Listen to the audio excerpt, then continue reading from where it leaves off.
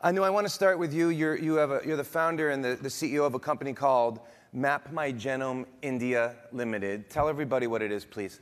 So Map My Genome is a molecular diagnostic company. So we have a consumer. We have taken genomics to the consumer in India, but we also have a clinical piece to it. So we are trying to make sure that it's not just the consumers where we can create the awareness about genetics, but it's also the doctors and the physicians who might need help in understanding what kind of test to prescribe. So we are trying to take a two-pronged approach to be able to educate the entire ecosystem at the same time.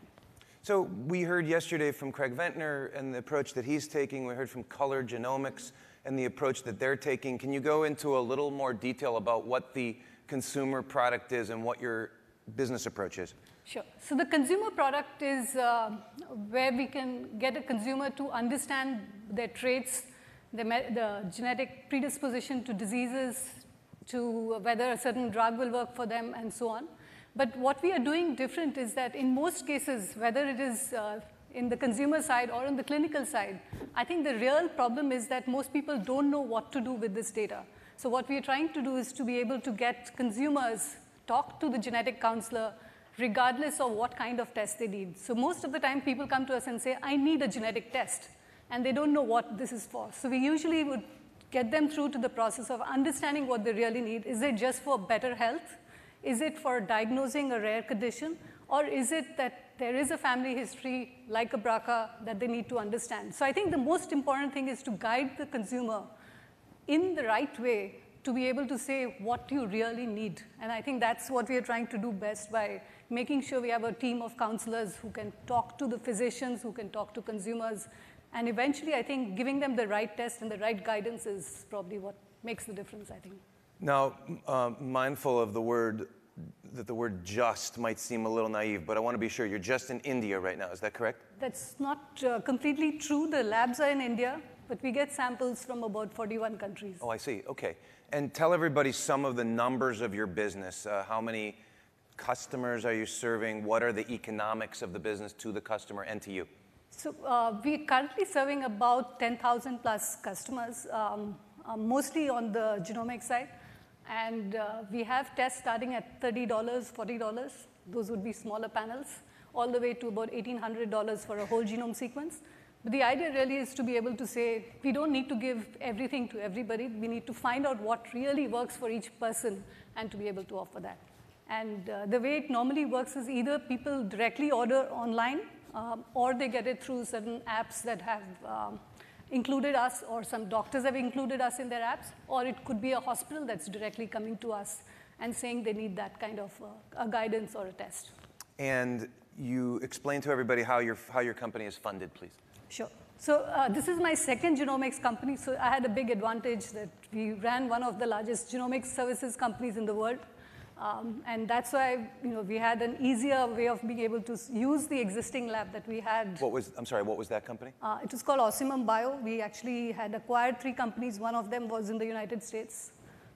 But we created one of the largest services companies. We had a database that was 22,000 samples big. And I think that was the reason why I felt that while we were doing all these great things, working with the large pharmaceutical companies, what was really missing was a direct access to the consumer.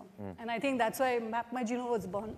So even though I've been in genomics now for, everyone says Map My Genome is 4 years old, actually we've been in genomics for about 17.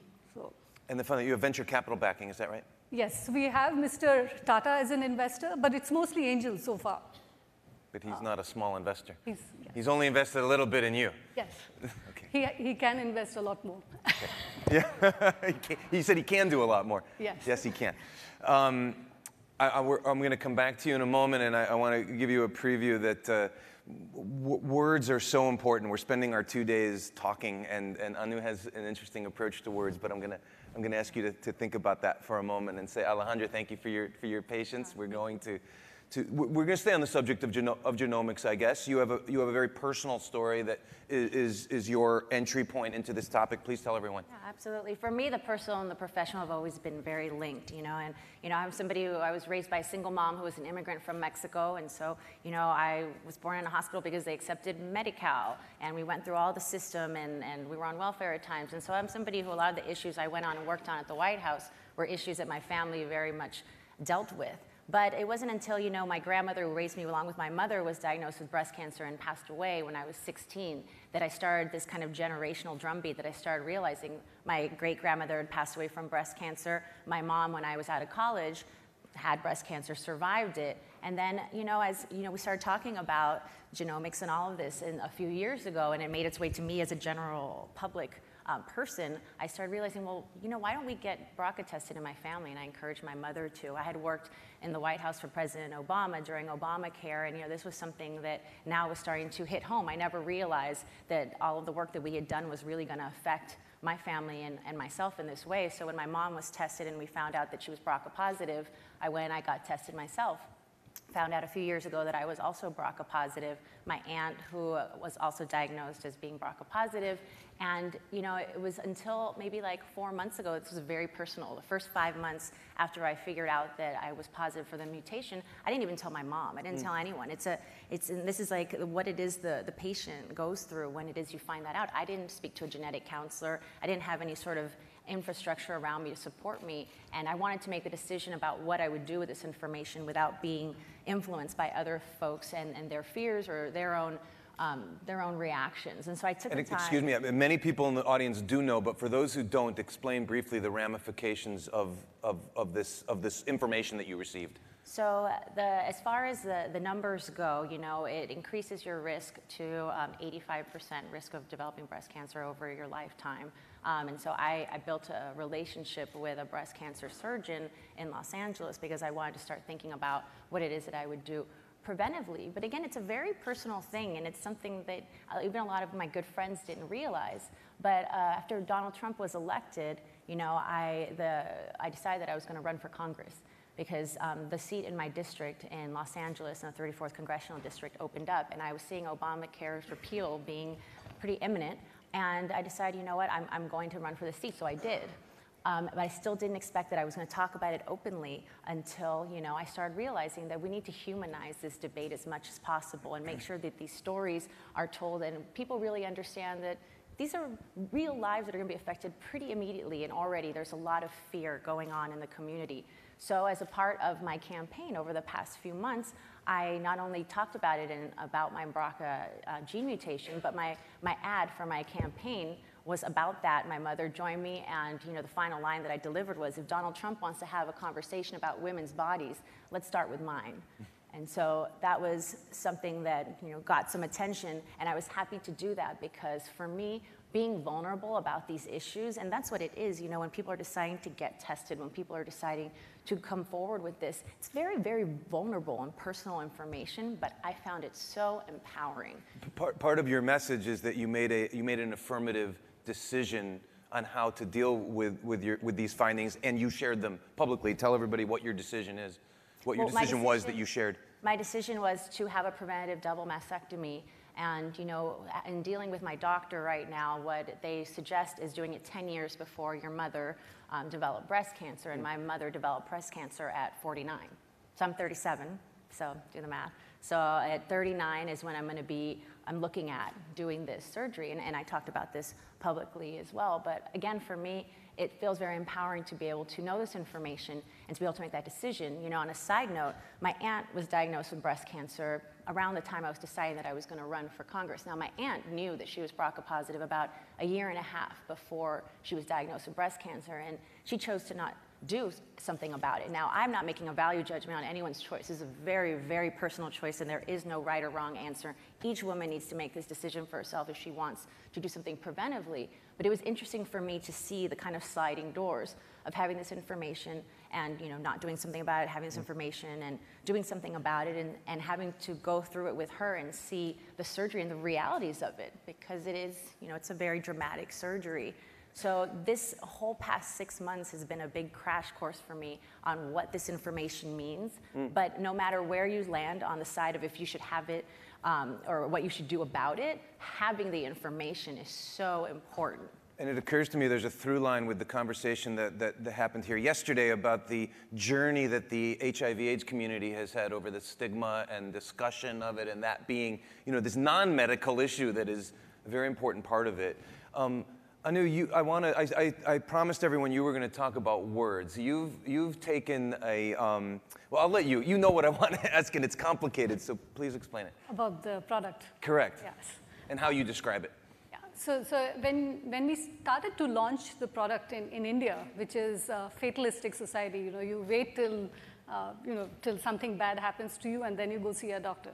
So I think when you wanted to introduce something that was preventive and was something that people could relate to, genomics was not something that was naturally relatable to most consumers in India. So we said, what is the closest thing that people can relate to? And that was astrology. And so the word that we use is a Genome Patri, which is a birth chart that is given when you're born. And every Indian say it again more slowly, that word. Genome Patri. Genome Patri, okay. Which is like a birth chart. So when I started thinking about how to introduce genomics in India, the first thing that struck me was, why not make it a Genome Patri, which is like a chart for, and so people will relate to it, people would do a test like that, and we would be able to give them and guide them towards a healthier life. So that's how we first started. So you've tied in genomics with astrology, which isn't that big of a stretch, I guess, right? It's a taxonomy for understanding life. Yeah, it's the same thing, right? When you think about what the Genome Patri is intended to do, and I'm not making judgment on whether the Genome Patri is scientifically right, but it essentially gives you a guidance on whether you should marry somebody. And so if you had a carrier for something, we would tell them not to do that. The second is, health. The third is wealth, and all those things which are, sort of related. So we said, makes sense. I've just got an offer from somebody who's an astrologer and is a VC who said that we should do a study of both of them together. Wonderful. I have about 3 hours more of questions, but I want to know what some of you would like to ask. Please. I'll give you more time to think about it if you need it. Alejandra, tell everybody how your race for Congress went. So I did not make it into the runoff, but as I was talking to you beforehand, for me it was very important that, especially now when we're looking at a lot of women, a lot of people of color, a lot of young people choosing to run for office right now and being galvanized by this moment, I think that our campaign and our running is already a success. And for me, feeling that I was able to elevate these issues and talk about this, and I also leaned very heavily into women's issues, sexism in politics, and women's rights, because these are all issues that having us come forward right now at this moment in time, that is a success. So I feel very, very proud of what I did, and I encourage as many people as possible that it might even cross their radar to consider running for office right now. When you started speaking, it occurs to me all of a sudden, and it must have occurred to you all of a sudden, you have a lot of relevant things going on. You're the child of Mexican immigrants, is that right? And you personally are right in the middle of the healthcare policy debate, and then all of a sudden that's the front page news. Well, these are all issues that, I'm not unique in being touched by this. I'm sure that everyone here has a story. They've been touched by cancer. They've been touched by something in these veins, or have parents that were immigrants, or all these issues. The important thing right now is, talking about them publicly, because, as I've been talking to different people even throughout the past couple of days, we all have these things, and they're not visible to the naked eye, but when we're vulnerable about them, when we share them with each other, we realize that we're all in the front lines of this, as I am. But, it is something that coming forward and talking about it gives us all collective strength. And, especially when it comes to communities of color, and, I am Mexican American, and, when you look at the fact that a lot of women, Hispanic women, and African American women are more likely to die of cancer, even though they're less likely to have it. It's because of the fact that we don't a lot of times feel that these things are at our fingertips, being able to have access to preventative care, or being able to just have this empowering information that allows us to make our own decisions about our health. So as a woman of color, I also find it to be an obligation that if I've been able to have these platforms in my life, to continue to take advantage of them. I'll just say right now, on behalf of everybody, thank you for your advocacy. It's inspirational. Yeah, thank you. Over here, please. I'll add my thanks to that, and admiration for you both. Both of you are champions of a scientific revolution, right, from different perspectives. Can you talk a little bit about the impact of the science agenda and the threat to science, and how you see that going forward in the commercial space as well as in the political space? And I know you're educated in the United States, but you live in India, yes? That's correct. But so take that however you like. So you're saying, how is this a threat to science, or possibly? The March on Washington by scientists, and we focused on Earth Day on climate change, but in fact, so much of our successful clinical health care is based in scientific discovery. And just to clarify, there's been significant discussion of defunding many aspects of the U.S. government science budget. That's what this protest has been about. Absolutely. So, I mean, clearly, I think any reduction in science aid is a bad thing. But I think there are alternative ways that possibly, I mean, I think there's one thing that, we can influence policy or can influence certain political decisions.